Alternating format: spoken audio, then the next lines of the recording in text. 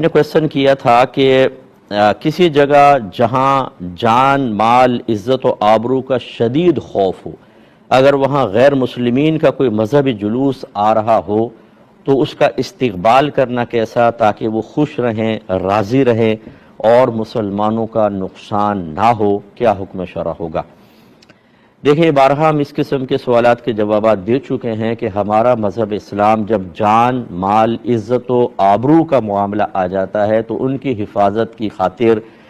اس طرح کے ظاہری عمل کی اجازت دے دیتی ہے، حتیٰ کہ ہمارے قرآن کی اجازت ہے، نبی کریم صلی اللہ علیہ وسلم نے بھی بعض صحابہ کرام کو اس کی پرمیشن دی کہ اگر زبان سے کلمہ کفر کہنے کا بھی موقع مل جائے، یعنی مجبور ہو جائے آدمی، لیکن اس وقت جب یقین ہو کہ اگر میں کلمہ کفر نہیں کہوں گا مجھے جان سے مار دیں گے، میرے گھر والوں کی عزت خراب کر دیں گے، مال لوٹ کے لے جائیں گے، تو انسان وقتی طور پر جان مال عزت و آبرو بچانے کے لیے کلمہ کفر زبان سے نکال سکتا ہے، جبکہ اس کا دل ایمان پر بالکل مطمئن اور مضبوط جمع ہوا ہو۔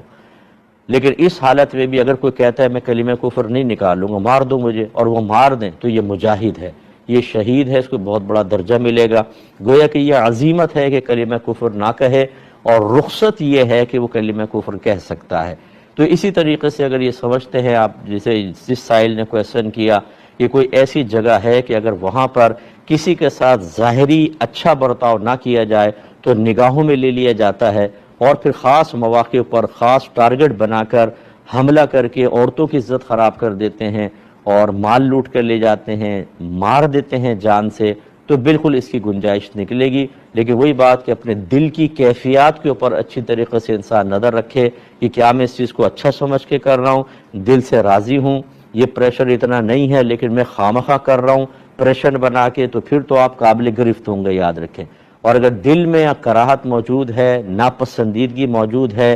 صرف ایک صحیح ظاہری خوف کی وجہ سے یہ فیل کیا جائے تو شریعت آپ کو اس کی اجازت دیتی ہے۔ اچھا، کسی نے یہ پوچھا کہ سنا ہے کہ انار جنتی پھل ہے، یہ تو ٹھیک ہے، قرآن سے بھی ثابت ہے۔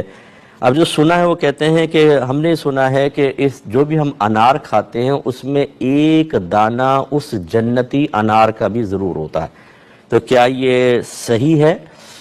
جی بالکل غلط ہے، ایسی کوئی حدیث وغیرہ نہیں ہے، ایسی کوئی بات بیان نہیں ہوئی، اور نہ ایسے غیبی امور کو بیان کرنا چاہیے۔ چاہے آپ یہ کہیں جی میں نے تو سنا ہے، کس سے سنا ہے؟ اوتھینٹک کسی مفتی صاحب نے بیان کیا ہو یا کہیں آپ نے سنا ہو، یہ آپ ایسی چیزیں بالکل نہ بیان کریں۔ جنتی اگر اس میں دانہ ہوتا تو یاد رکھیں وہ کبھی فنا نہ ہوتا۔ میرے آقا صلی اللہ علیہ وسلم نے ایک دفعہ سورج گرہن کی نماز پڑھائی، طویل حدیث مختصر کر رہا ہوں، نماز پڑھاتے پڑھاتے آپ نے ہاتھ اٹھایا پھر نیچے کر لیا۔ صحابہ کرام علیہم رضوان نے بعد نماز عرض کی، یا رسول اللہ آج ہم نے نماز میں ایک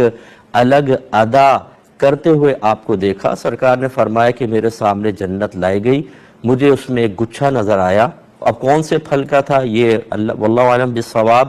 تو میں نے چاہا کہ اسے تمہارے لیے لے آؤں، پھر میں اس خیال سے باز آ گیا کہ اگر میں لے آیا تو تم کھاتے رہو گے، وہ کبھی ختم نہیں ہوگا، یعنی اس میں فنا نہیں ہے، جنتی نعمتوں میں فنا نہیں ہے۔ تو اگر انار میں ایک دانہ ایسا ہوتا جو جنتی ہے، وہ دانہ کبھی فنا نہ ہو، کھا لیتے پھر بن جاتا، کھا لیتے پھر بن جاتا، اور یقیناً ایسا نہیں ہے، آپ ہزارہ انار پیٹ میں اتار کے ہضم بھی کر چکے ہیں، تو اس لیے یہ تو پریکٹیکلی طور پہ فزیکلی طور پر بھی غلط ثابت ہو گیا، تو اس لیے اس قسم کی باتوں کو ہرگز بیان نہ کیا جائے۔